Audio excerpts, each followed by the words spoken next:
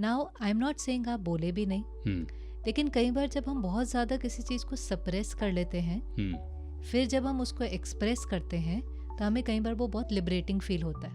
आप दबा रहे हैं ना, अंदर ही अंदर आप सफ़र कर रहे होते हैं, फिर आप एकदम बोल करके बहुत लिबरेटिंग फील करते हैं, पर ज़रूरी नहीं है कि उसका इम्पैक्ट सही ही होगा। अच्छा, केयरफुल होना बहुत ज़रूरी है। कहाँ कन्फ्रंट करना है, कहाँ नहीं करना है, कहाँ किसी और को बता करके अपने को सेव करना है। See it is not always about जो एक होता है कि लड़ लेना, बोल देना, झगड़ा कर लेना, सल्यूशन होना चाहिए। तो बहुत प्यारी दोस्ती कह सकते हैं। वो पहले एक बहुत फेमस टीवी एंकर हुआ करती थी, तो उसके साथ मैं एक बार कॉफ़ी पी रहा था और ऐसे किसी वार्तालाप से बातचीत शुरू हुई, तो and she is a very beautiful looking, very nice and very influential person. उसने कहा कि जब मैं टेलीविज़न एंकर हुआ करती थी तो उस समय वायर्ड माइक्स होते थे, तो उसको शर्ट के अंदर से घुसाना पड़ता था। तो हमारे माइक दादा होते थे, तो वो आके माइक्रोफोन डालते थे, तो डालना तो हमें पड़ता था, लेकिन हमको जो सेट उसका जो है वो आके दादा करते थे।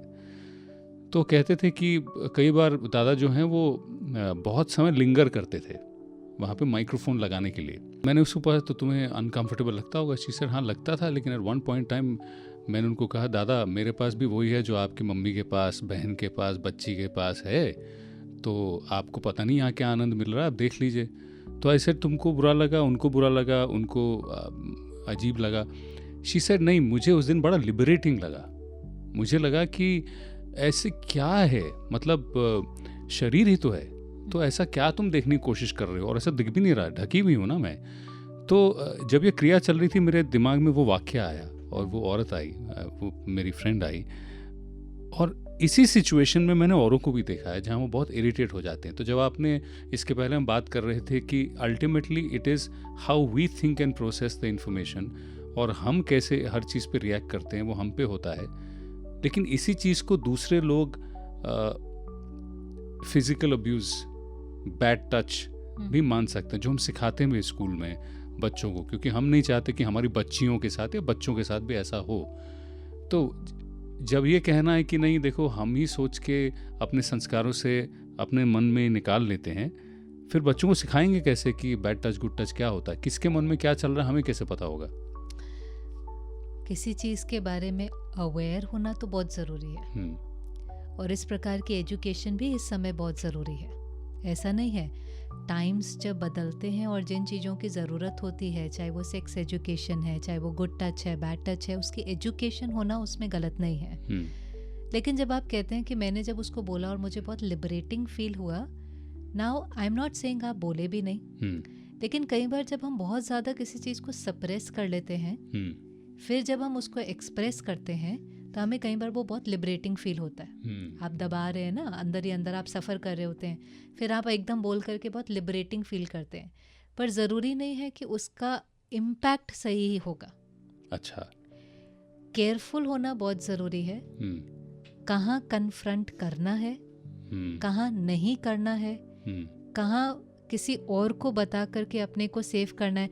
See it is not always about जो एक होता है कि लड़ लेना, बोल देना, झगड़ा कर लेना, सल्यूशन होना चाहिए। फॉर एग्जाम्पल अगर आपको ऐसा फील होता है तो आपको केयरफुल तो होना ही पड़ेगा, ज़रूरी है। अगर आपको फील, कई बार तो एजुकेशन न भी हो लेकिन आपको वाइब्रेशन से भी पता चल जाता है। जी बिल्कुल। छोटे बच्चों को तो हमें एजुकेशन देनी पड़ती है क्योंकि उनको पता नहीं होता, तो उनको हमें ये सब चीज़ें सिखानी पड़ती हैं। आज कोई बस ड्राइवर है, कोई टीचर है, उनको समझ नहीं है तो हम लिटरली उनको समझाते हैं गुड टच क्या है, बैड टच क्या है।